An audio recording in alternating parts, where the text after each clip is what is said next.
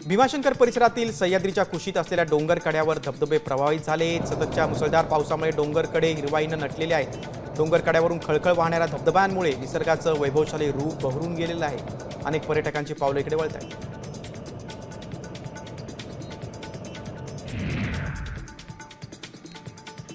पर्यटन नगरी म्हणून ओळखल्या जाणाऱ्या लोणावळ्यामध्ये पावसाने दडी मारलेली आहे। राज्याच्या कानाकोपऱ्यातून पर्यटक या ठिकाणी पावसाचा आनंद घेण्यासाठी येत असतात। मात्र पर्यटकांचं आकर्षण असलेलं भुशी डॅम पूर्णपणे भरलं नाही। पायऱ्यांवरून पाणी वाहत नसल्यामुळे पर्यटकांचा हिरमोड झालाय।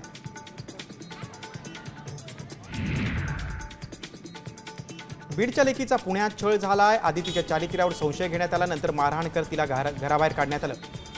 मुलगी झाली म्हणून सासरच्या मंडळीने त्रास देण्यास सुरुवात केली आणि याच त्रासाला कंटाळून या विवाहितेनं पोलीस ठाणे गाठत तक्रार दिलेली आहे। पोलिसांनी चौघांविरोधात गुन्हा दाखल केला।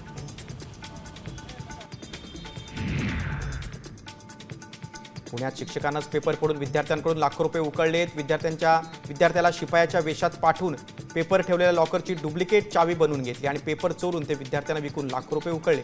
या प्रकरणी पोलिसांनी प्राध्यापक प्रतीक किसन सातव याच्यासह आदित्य खिलारे, अमोल नागरगोजे, अनिकेत रोडे यांनाही अटक केली।